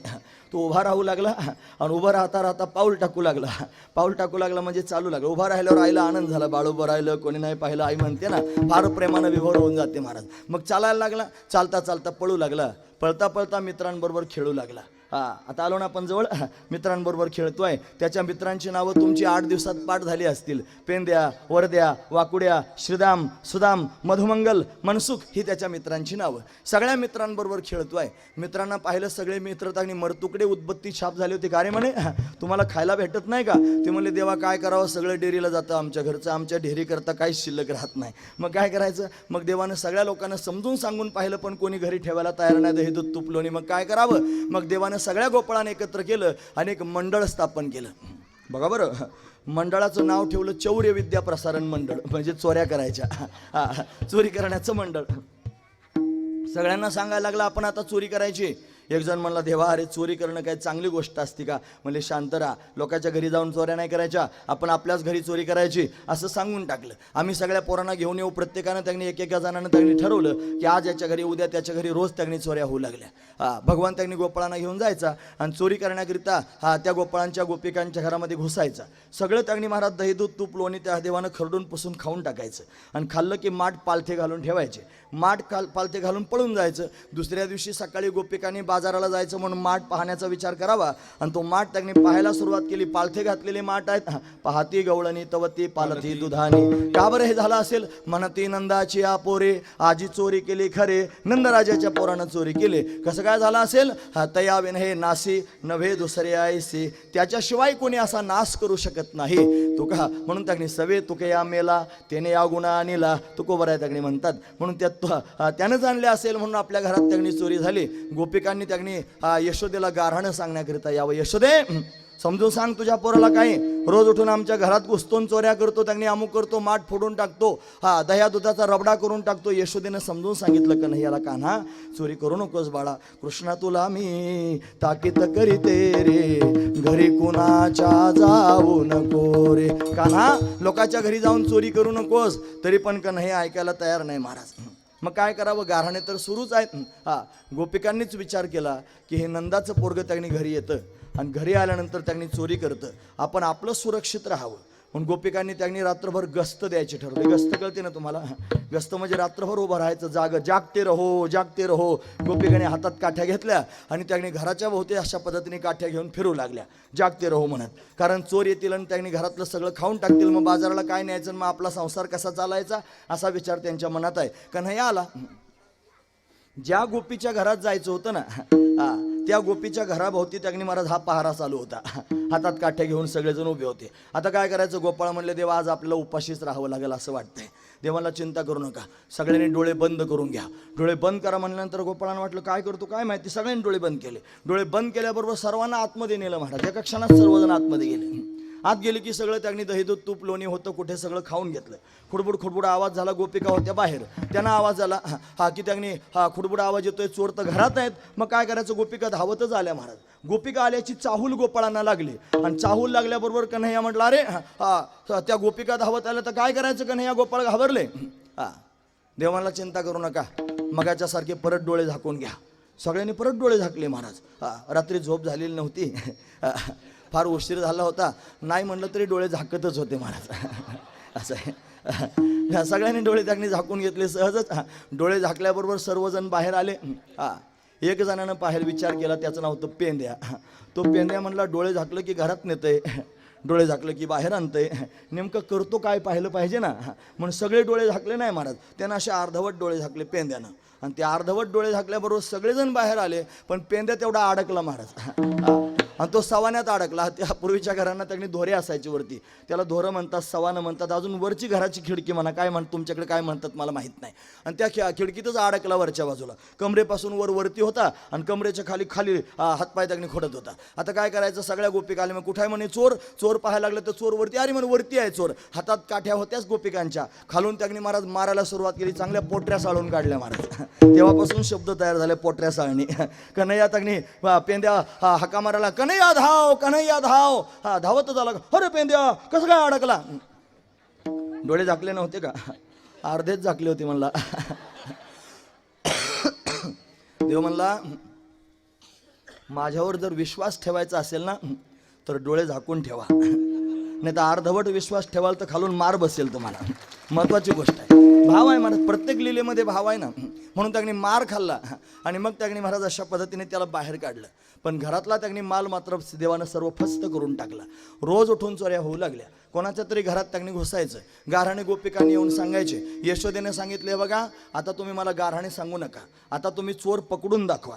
तुम्ही जर प्रत्यक्ष पकडून आणाल तर मग मी तुमचं म्हणणं खरं मानीन. गोपिका आता पकडण्याच्या विचारात आहेत कन्हैयाला.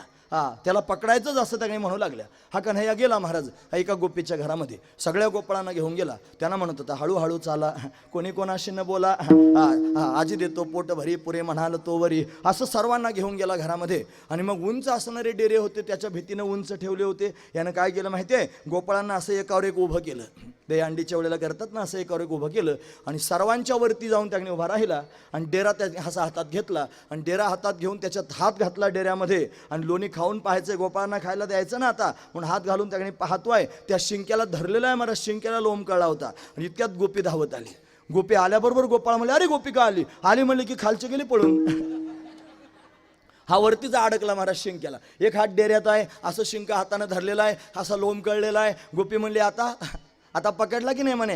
हे खाली, त्याला असाच खाली उतरवला महाराज. आणि खाली उतरवल्यानंतर म्हणले, तुझी आई शहाणपणा करते, सगळ्या गावाला म्हणते बाळ सगुण गुणाचे ताने, बाळ दिसतंय गोचिरवाने. काय सांगता गाऱ्हाणे गोकुळच्या नारी, तुम्ही 12 घरच्या 12 म्हणे ढालगाचा आहात असं आम्हाला त्यांनी म्हणते. आता तुला पकडतेच म्हणे, नेते तुझ्या आईच्या समोर. असं खाली उतरवला आणि उतरवल्यानंतर म्हणे, चल बांधून न्यायचं, हात समोर कर, हात समोर कर म्हटल्यानंतर केले हात समोर कर. नाही आता नाही लाज झाला महाराज. सगळे गोपाळ म्हणते, काकी बांधू नकोस ग, असं काय करते, त्याला मार बसेल, आमच्याकरताच खोड्या करतो, आमच्याकरताच चोऱ्या करतो, बाकीचं माहीत नाही म्हणजे याला बांधून नेणार आहे मी. आता हात समोर केला, दोरी आणली, बांधायला सुरुवात केली. बांधली ना महाराज दोरी त्याच्या हाताला कचकटून. एक धागा त्यांनी आपल्या हातात घेतला आणि ओढत ओढत त्यांनी देवाला घेऊन जायला निघाली यशोदेच्या समोर. देव बांधला गेला आणि ओढत ओढत घेऊन जायला लागली. पण रस्त्यानं चालता चालताच तिला अभिमान झाला महाराज, यानं सगळ्या गावाला त्रस्त केलं आणि कोणाच्यानं पकडला गेला नाही, मी एकटीनंच पकडला. आता काय करावं, अभिमान देवाला सहन होत नाही महाराज. तो अभिमान झाल्याबरोबर गाठण सुटली. हाताला जी गाठण मारली होती ना ती सुटली. सुटल्याबरोबर झाला मोकळा. अरे का तू कसं काय सुटला. परत त्यांनी धरला आणि बांधायचा प्रयत्न केला, परत गाठण सुटली. परत बांधून टाकला, परत गाठण सुटली. असं 2-4 वेळेला झालं. मग हा कन्हैया गोपीच्या तोंडाकडे पाहून बोलायला लागला. म्हणला, काकी कधी शाळेत गेली होती का नाही, तुला साध्या गाठणी सुद्धा मारता येत नाहीत. ती म्हणली, अरे रोज गाठणी मारते, मला ही गाठण कशी काय मारता येत नाही. तो म्हणला, हे बघ तुला मारता येत नाही, मला मारता येते गाठण, दाखवू का मारून कशी मारतात ते. म्हणे दाखव. आता तू हात समोर कर म्हणे. आता गोपीला हात समोर करायला लावले. त्याने केले समोर हात. तीच दोरी घेतली आणि तिच्या हाताला त्यांनी महाराज कचकटून गाठण मारली. आणि हे बघ याला म्हणतात गाठण, याचं नाव आहे घुरुगाठ. गाठणीचं नाव पण सांगितलं, घुरुगाठ बांधून टाकली. अशी गाठ आहे म्हणतात. हा ठीक आहे म्हणले, मला कळालं कशी गाठण मारतात, सोड आता. तो म्हणला, मला बांधता येतात फक्त, मला गाठणी सोडता येत नाही, मला बांधायचं काम मी करतो, सोडता येत नाहीत मला. एखाद्याला मी बांधलं की त्याला सोडत नाही परत, त्याला मी माझंच करून घेतो, हा माझा स्वभाव आहे म्हणला. गोपी म्हणले, अरे असं काय करतोस, मग गाठण कशी सुटेल. म्हणला, माझ्या आईला सोडता येते का तिच्याकडं. असं म्हणलं की तीच दोरी घेतली आणि सगळ्या गावात हिंडून आणली महाराज. आईपर्यंत नेलं नाही, कारण त्याच्याच अंगावर बला येईल ना. दिले अर्ध्या रस्त्यात सोडून, मला तिची गाठण सोडून दिली. असं सर्वांना त्रस्त करून टाकला. आता हा खोड्या करतोय. गाराणं सांगण्याकरिता गोपिकांनी यावं, याला वाटावं. या गोपीच म्हणतात मला घरी या, आणि मी त्यांच्या घरी गेलो की मला गाराणं सांगायला येतात ना. आता यांची खोडी केली पाहिजे काहीतरी, यांना त्रास त्यांनी देऊ लागला. काय केलं माहिती आहे, जी गोपिका गाराणं सांगण्याकरिता आली ना तिच्याच घरात घुसायचं महाराज यानं. भल्या सकाळीच एका गोपीच्या घरात गेला, तुम्ही ऐकतात ना सर्वजण, महत्वाचा मुद्दा सांगतोय. घरात घुसला, ती भाकरी करत होती, स्वयंपाक करत होती. तिच्या चुलीमध्ये त्यांनी जाळणारं लाकूडच काढलं महाराज. असं जळतं लाकूड हातात घेतलं आणि घराच्या दिशेनं त्यांनी असं वरती लावलं. देऊ का पेटून म्हणलं, घर देऊ. आमच्या घरी येतेच आणि माझ्या घरी येऊन गाराणं सांगते, देऊ का म्हणलं घर तुझं पेटून. अरे म्हणे घर पेटवतोच. असंच जळकं लाकूड घराकडून काढलं आणि तिच्या तोंडावरच धरलं. तिला म्हणला, देईन तोंडावर तुझ्या बापाचे हे घर, तुझ्या बापाचे हे घर, आधी तोंडावर तुझ्या बापाचे हे घर, तुझ्या बापाचे हे घर. देईन तोंडावर तुझ्या बापाचे हे घर. हाणे मला तोंडावर जळकं लाकूड. का बरं, तुझ्या बापाचं आहे का म्हणला घर. तिला म्हणतोय. याच्यातून काय शिकायचं, शिकण्यासारखंच आहे महाराज. त्यानं समजून सांगितलं, हे घर तुझ्या बापाचं आहे का, ते हे काळाचं धनकुबेराचं आहे, तुझं काय आहे इथे, हे त्यांनी समजून सांगायचा प्रयत्न केला तिला. या लिलांमधून काही समजून सांगतोय का नाही ते कळालं पाहिजे महाराज. ती सांगण्याकरिता आली. काय करावं, अगं यशोदे सांग तुझ्या पोराला काही. जळकं लाकूड घेऊन माझ्या तोंडावर त्यांनी मारण्याकरिता धावला, मला म्हणतो तुझ्या बापाचं घर आहे का, देईन तोंडावर असं म्हणून त्यांनी करतोय. तिचं होतं नाही तर दुसरी धावत आली. म्हणे काय झालं, अगं यशोदे सांग ना काही पोराला समजून. परवाला आमच्या घरा दारी निजला होता, म्हातारा दारात झोपवलं होतं. रात्रीचे 10 वाजून 10 मिनिटं झाले होते. म्हातारा त्यांनी दारामध्ये झोपलं होतं आणि आम्ही सगळेजण होतो. त्यांनी कुठून तरी आला, यानं बाहेर त्यांनी इकडे इकडे पाहिलं, डेरे अडकवलेले होते आणि डेरे त्यांनी अडकवले होते ताकाचे. तो ताकाचा डेरा त्याच्यातला घेतला. म्हातारा चांगला दष्टपुष्ट होता, डेरी चांगली वाढलेली होती, तोंडात दाताचा तपास नव्हता, घोरायचा कारखाना सुरू झालेला होता. फुस फुस त्याचं गोरणं त्यांनी सुरू होतं महाराज. असा डेरा त्यांनी आणला आणि आणल्याबरोबर त्या म्हाताऱ्याच्या डेरीवर धाडकन आणून ताकाचा डेरा आणि फोडेला सायरा त्यावर, त्याच्यावरच डेरा फोडला. म्हातारा रात्री करून जागे झालं. गोपी सांगायला आली, बाई माझं कुकू बळकट म्हणून म्हातारं वाचलं, नाही तर म्हाताराने कुक केलं असतं मग कोणाला सांगितलं असतं. सांग तुझ्याकडनं याला काही समजून सांग, असं त्यांनी गोपी त्यांनी म्हणू लागली महाराज. त्याच्या ढेरीवरच डेरा नेऊन फोडला. का फोडला असेल त्याच्या मागे पण कारण आहेत महाराज. कारण एवढंच आहे की त्याला काही समजून सांगायचं आहे. डेरा कशाचा होता, अभंगातच वर्णन आहे.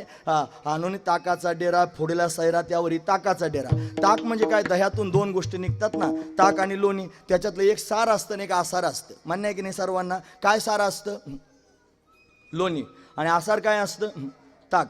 मग लोणी कुठं ठेवलं होतं, घरामध्ये, आणि ताक कुठं ठेवलं होतं, बाहेर. म्हणजे नियम काय झाला, सार वस्तू कुठे ठेवायची असते, घरात, आणि आसार वस्तू कुठे ठेवायचे असते, बाहेर. ताकाचे डेरे बाहेर होते आणि लोण्याचे डेरे आतमध्ये होते. घरातले माणसं कुठं झोपले होते, घरात, आणि म्हातारं कुठं झोपलं होतं, बाहेर. सार गोष्टी कुठे ठेवायच्या असतात.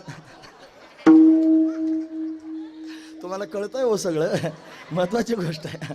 मलाही सांगा वाटतं, पण आता घड्याळ पुढे निघून गेलं, माझ्या मर्यादेच्या पुढे गेलं घड्याळ, आता थांबलं पाहिजे. म्हणून त्यांनी सार गोष्टी घरात आणि आसार बाहेर असतात. घरातली माणसं सार म्हणून घरात झोपले, म्हातारा आसार म्हणून बाहेर झोपलं. त्याला सांगितलं, वेड्या बाहेर झोपला काय, घरातले सगळे घरात झोपले, जीवन त्यांच्याकरता खर्च केलं आणि तुला दारात झोपवलंय बघ. असं देवानं समजून सांगितलं त्याला. त्याच्या ढेरीवरच माठ नेऊन फोडला महाराज. असा अनेक प्रकारच्या खोड्या करतो. त्या गोपीचं गारणं होतं नाही कुठे, तो दुसरी धावत आली. म्हणे काय झालं, काय काय सांगू तुझे बाई, काय सांगू तुझे ग, काय काय सांगू तुझे बाई, काय सांगू तुझे, काय सांगू तुझे बाई, काय सांगू तुझे, काय सांगू तुझे बाई, काय सांगू तुझे.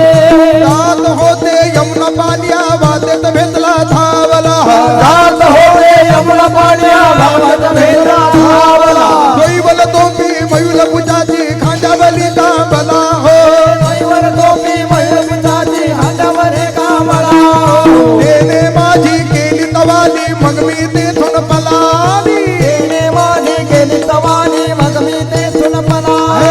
पलता पलता घसरून पल्ले माझे दोन्ही गुलगे फुटले, पलता पलता घसरून पल्ले माझे गुलगे फुटले. दिपून आले थानक पाणी मला पोजाती धरले हो, दिपून आले थानक पाणी मला पोजाती धरले. निवृत्तीचे कुलपे चुक ज्ञान देवाला दिले, निवृत्तीचे कुलपे चुक ज्ञान देवाला दिले. काय काय थांबू तुझे बाई, काय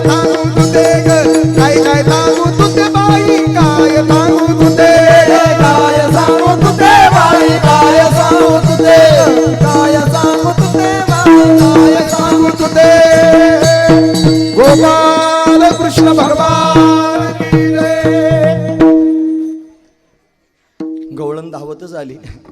ही ज्ञानोबरायांची गवळण आहे महाराज. हा, आणि ती थोडीशी तुतानी आहे.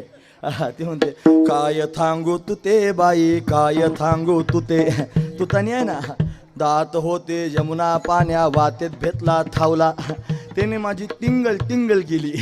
याच्याते अगं मी पाण्यानं आणले होते ना, त्यात तुझा काना भेटला, त्यानं माझं टिंगल केली, मी बदकन पडली.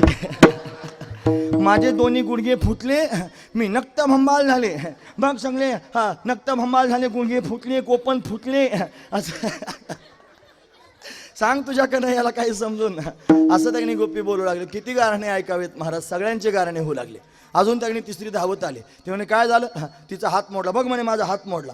हात कशाने मोडला, जाय म्हणे हॉस्पिटलमध्ये त्याला प्लास्टर करून नये. म्हणजे का मोडला ती ऐक. म्हणले का बरं, तुझा कन्हैया रात्री त्याने आला, आमच्या गोठ्यातल्या सगळ्याच गाया सोडून दिल्या आणि गाढवं आणले कुंभारवाड्यातले सगळे, आणि गाढवं त्यांनी गोठ्यात नेऊन उभे केले. तुम्ही ऐकतात ना सर्वजण. गाढवाचा स्वभाव फार चांगला असतो महाराज. काही पण खात नाही गाढव, अजिबात खात नाही.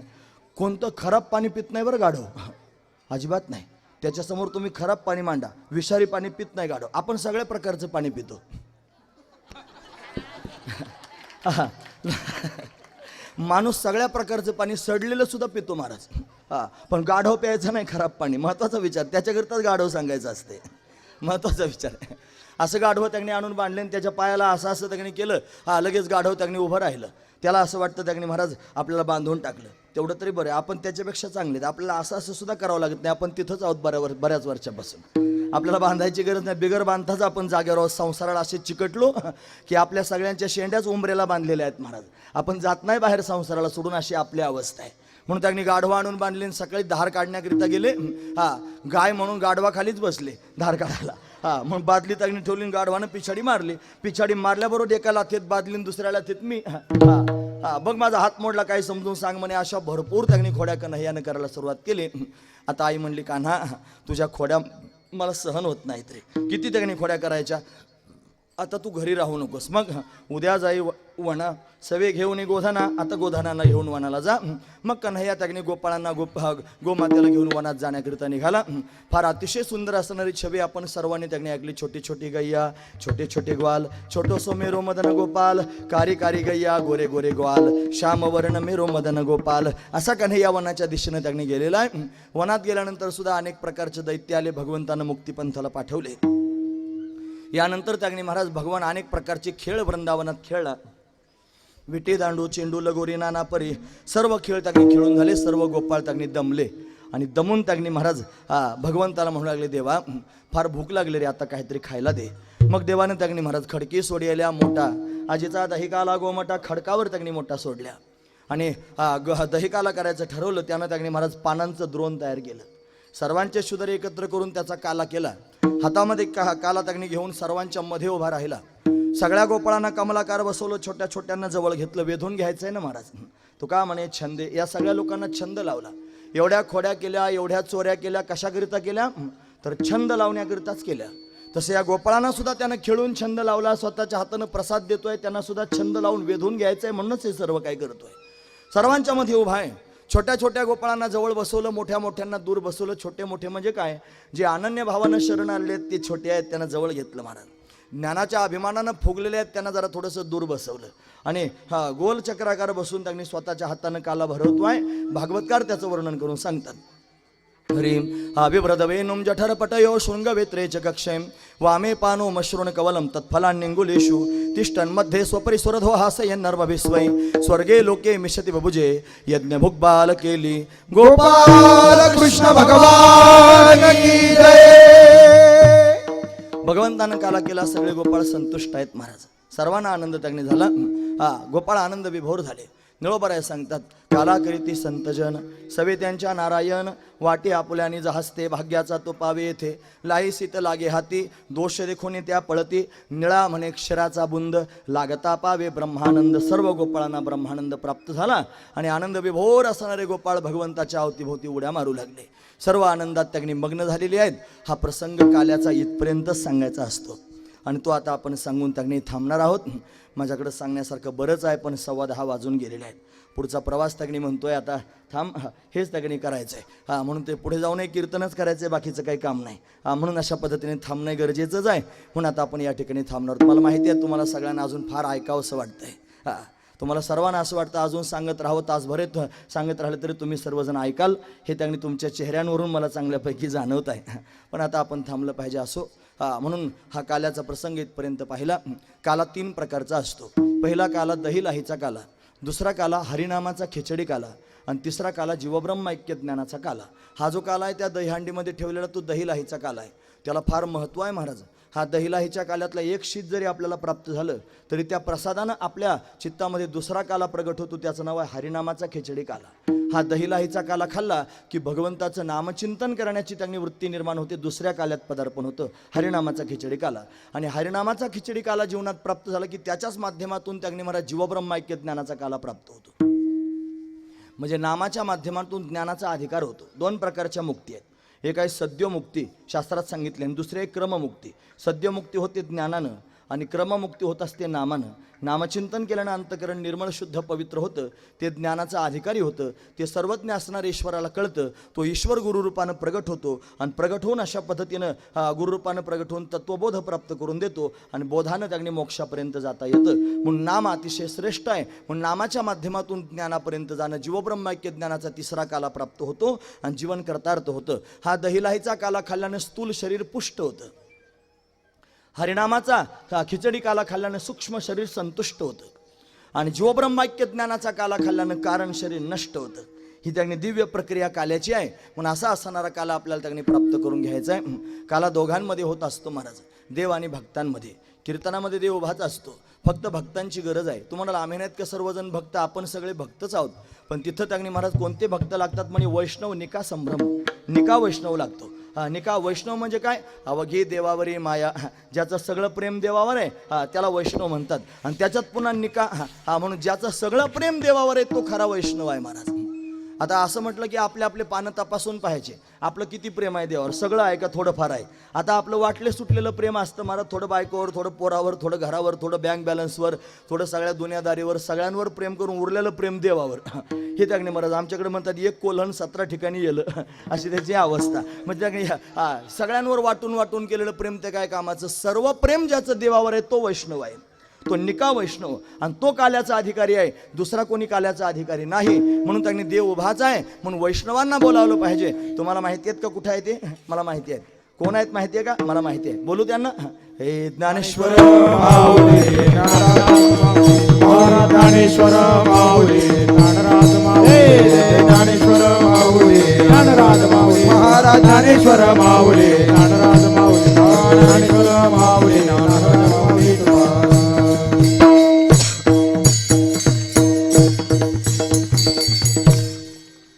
यथामत यथावकाश भगवंताची सेवा करण्याचा प्रयत्न केला. झालेली सेवा भगवंताच्या चरणी समर्पित करून याच ठिकाणी थांबूया. तास 1.5 तास बसून तुम्ही माझी बडबड ऐकून घेतलीत. तुम्हा सर्वांच्या अंतकरणापासून धन्यवाद. गुणवान मंडळींनी फार सुंदर साथ केली. तुम्हा सर्वांच्या अंतकरणापासून धन्यवाद. साऊंड सिस्टीम सहज आहे, मला चांगलं बोलता आलं. तुमच्या अंतकरणापासून धन्यवाद. पंचक्रोशीतून भाविक या ठिकाणी उपस्थित आहेत. श्रद्धेनं तुम्ही श्रवण करत आहात. तुमच्या सगळ्यांच्या अंतकरणापासून धन्यवाद. महाराज मंडळी समोर बसून त्यांनी ऐकतायत. मस्तक माझा पायावरी या वारकरी संतांच्या सर्वांच्या चरणावर मस्तक ठेवतो आणि याच ठिकाणी थांबतो. बोलण्यासारखं जरी बरंच असलं तरी थांबणे अतिशय महत्त्वाचं आहे. तुम्हा जांभळीकरांच्या सानिध्यात त्यांनी भगवंताचं चिंतन करण्याचा योग जुळून आला. बापूजींच्या मुळे आला, सर्व त्यांच्या सहकाऱ्यांच्या मुळे आलं. सर्वांचे धन्यवाद आपण काल रात्रीच्या कथेमध्ये केलेले आहेत. म्हणून त्यांनी सर्वांच्या सानिध्यात भगवंताचं चिंतन घडलं. फार आनंद त्यांनी वाटतोय. या मंडपातून त्यांनी बाहेर जात असताना आता अंतकरणात थोड्या वेदना होतील, कारण हा सोहळा सोडून जायचं ना महाराज. वैष्णवा संगती सुख वाटे जीवा आणि कमी देवा काही नेणे. गाये नाचे उडे आपुले छंदे आणि मनाच्या आनंदे आवडीने. गातो नाचतो उड्या मारतो स्वतःच्या छंदात त्यांनी मनाच्या आनंदे आवडीने. हे वैष्णवांच्या संगतीत त्यांनी घडू शकतं. म्हणून तुम्हा वैष्णवांच्या संगतीत भगवंताची मधुर कथा त्यांनी अशा पद्धतीनं करता आली. म्हणून त्यांनी आपल्या अंतकरणात त्यांनी ही कथा साठवली पाहिजे, तिचं स्मरण ठेवलं पाहिजे. तुम्हाला कधीतरी कथा त्यांनी श्रवण करायला मिळाली. आमच्याकरिता रोजच आहे महाराज ही कथा. रोज कीर्तनातून हेच त्याने सांगायचं आणि कीर्तन झालं की कथेत सुद्धा हेच सांगायचं आणि भरभरून त्याने आनंद जीवनाचा भगवंतानं आमच्यावर कृपा केली आणि म्हणून हा दिव्य आनंद आमच्या जीवनात प्राप्त होतोय. असाच आनंद त्याने सर्वांना जीवनामध्ये प्राप्त व्हावा अशी सदिच्छा या ठिकाणी व्यक्त करतो. बोलण्यासारखं बरंच असून सुद्धा या ठिकाणी थांबतो. यानंतर आता जय विठ्ठल होईल. त्यानंतर दहीहंडी त्याने फोडायची आहे. 2 काल्याचे अभंग होतील. मग ते अभंग झाल्यानंतर समारोपाचा अभंग होईल. नंतर आरती होईल आणि मग आपण आपलं स्थान सोडायचं. बरोबर. हे विठ्ठल जय जय विठ्ठल जय जय विठ्ठल जय जय विठ्ठल विठ्ठल जय जय विठ्ठल.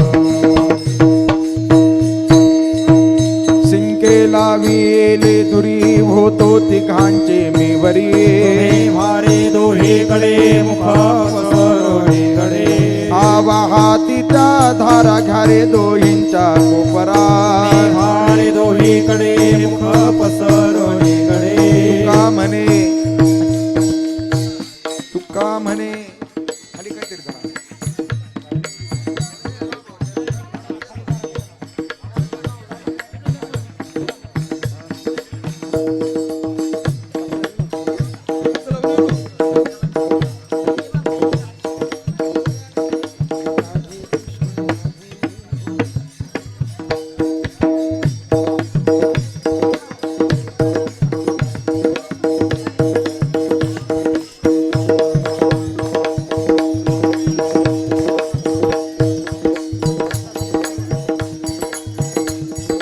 खाली बसा. बाकीचे खाली बसा. बाकी खाली बसा. हा खाली काहीतरी जरा खाली काहीतरी. भारे दोहीकडे मुख पसरोनीकडे आवा हाती त्या धारा घ्या रे दोही. ह्या विना काढून घ्या. विना बाजूला काढा. भारे दोहीकडे मुख विना लावून इकडं आणा. विना काढून घ्या. विना लावून इकडं आणा. विना बाबा हातोडी द्या. हातोडी द्या. हातोडी द्या. हातोडी विना बाजूला घ्या. विना इकडे घ्या. या ना इकडं घ्या. विनेकरांना इकडे घ्या. या आता घ्या. तुम्ही दोघं हातोडी घेऊन जा. फोडण्याकरिता काहीतरी घेऊन जा. ती टिपरी होती बाळाच्या हातात. हा, टिपरी घ्या घ्या थोडी. टिपरी द्या.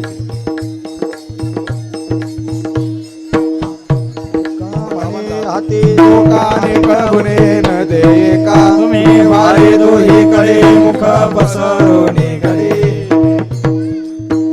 कंठी धरिला कृष्ण मनी अवघाजनी प्रकाश आला वाटू एकामेका वैष्णवनिका संभ्रम वाकुरिया ब्रह्मादिका उत्तम लोका दाखवू आला वाटू एकामेका वैष्णवनिका तुका म्हणे भूमंडळी आम्ही बळी गाडे आला वाटू. खाली बसा सर्वांनी.